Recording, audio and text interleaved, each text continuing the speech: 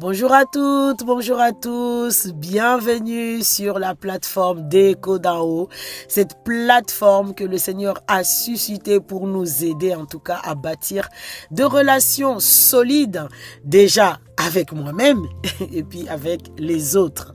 Et ici, on met aussi souvent l'accent sur la relation dans le mariage, dans le couple, parce que nous en avons assez de tourner en rond alors que l'Esprit de Dieu est avec nous, l'Esprit de Dieu est en nous. Nous devons mais vraiment exceller dans ce domaine-là, sachant que l'être humain, c'est pas un être qui a été créé pour vivre dans son coin.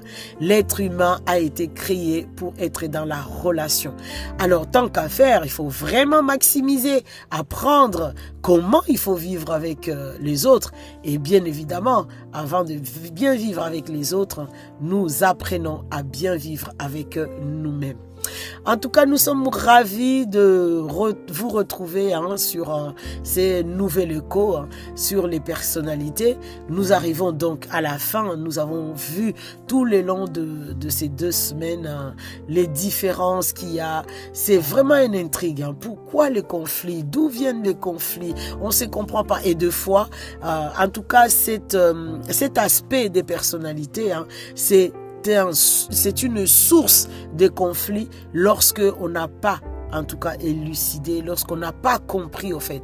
Nous avons vu depuis le départ que Dieu nous a créés tous les êtres humains, il nous a créés esprits. Nous sommes tous des esprits, créés à l'image de Dieu.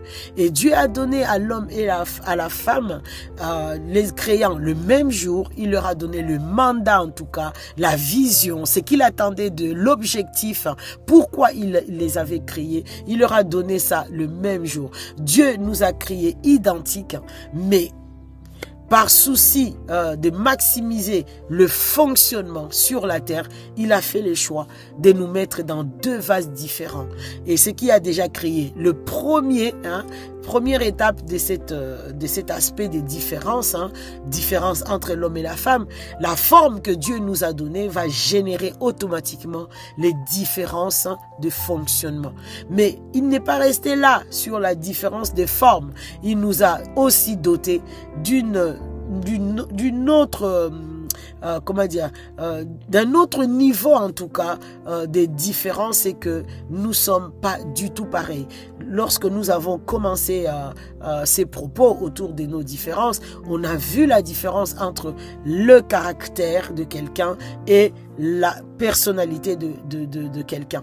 Le caractère, on a dit que c'était cette empreinte des dieux en nous en fait. On a donné l'exemple, je me trouve, voilà, j'ai un gobelet rouge. Ces gobelets rouges, sa fonction, son but en fait, la raison pour laquelle on a créé ces gobelets, c'était pour que je mette mon café ou mon thé, de fermer hermétiquement pour que ça reste chaud. Ça, c'est vraiment le caractère de la chose, du gobelet. Et à côté de ça, le gobelet peut être coloré rouge, vert, gris, noir, orange, peu importe. Sa fonction est différente de sa couleur. Sa couleur lui donne, voilà quoi, son charme, tout ce qu'on veut, mais sa fonction reste le même pour l'ensemble de tous les gobelets qui peuvent être multicouleurs.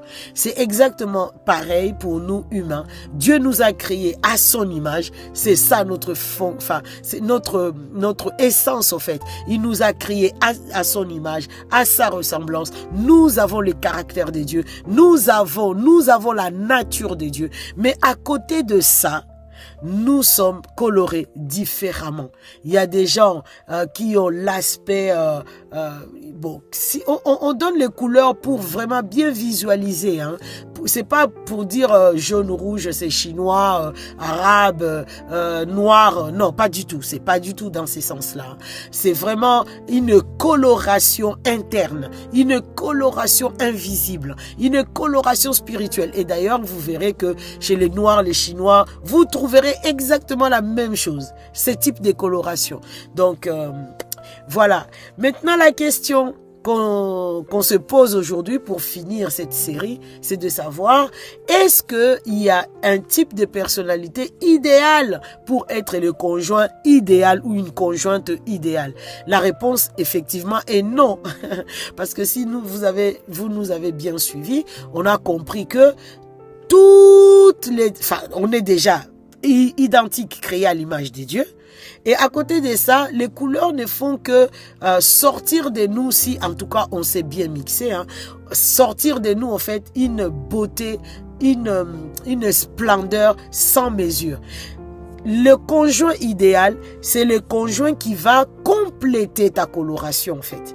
Qui va compléter ta coloration. Dans la nature, si on prend le bleu avec la couleur par exemple rouge, je pense que ça doit nous donner du vert. Je sais plus, j'ai oublié mes cours d'esthétique, ça fait tellement longtemps. Mon prof, il va dire, aïe aïe aïe, j'étais enseigné pour rien. Mais non, on peut aller sur internet, vous allez voir les mélanges, les mix de couleurs, qu'est-ce que ça peut donner.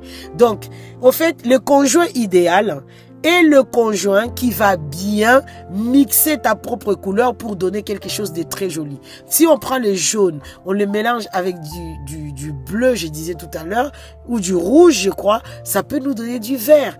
Donc, le conjoint idéal, c'est seulement ce conjoint qui va te compléter. Et pour donner un type de fonctionnement, une complémentarité dans la vie qui est juste, voilà quoi, ça fait rêver. Il n'y a pas de conjoint idéal. Tout type de personnalité a ses points forts et a ses points faibles. Alors, moi, pour répondre à cette question, je veux vous renvoyer à une autre question. Jésus est venu sur la terre comme un être humain. Il s'est revendiqué lui-même fils de l'homme. Ça veut dire que étant fils de l'homme, il avait aussi cette coloration spirituelle à côté d'avoir le caractère de Dieu. Il avait aussi sûrement, parce qu'il était humain, il avait cette coloration spirituelle. Alors, d'après vous, la question que je vous pose, quel était le type de personnalité de Jésus? Est-ce que Jésus était jaune? Est-ce que Jésus était bleu? Est-ce que Jésus était vert? Est-ce que Jésus était rouge? À cette question, qui peut me répondre? Nous tous, nous serons d'accord, nous serons d'avis à dire que, non, Jésus n'était pas plus jaune, pas moins rouge, vert ou encore non, pas du tout. Au fait, vous allez voir que dans le fonctionnement de Jésus, Jésus avait les 4 types de personnalités. Pourquoi? Pourquoi?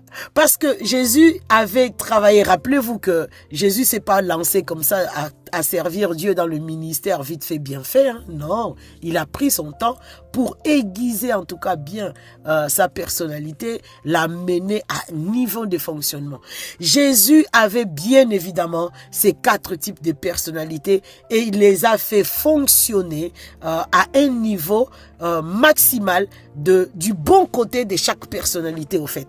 Donc, retenons que nous avons tous, chacun, nous pouvons avoir en tout cas nous pouvons avoir ces 4 types de personnalités, mais il y en a un ou deux qui sera beaucoup plus prononcé que l'autre.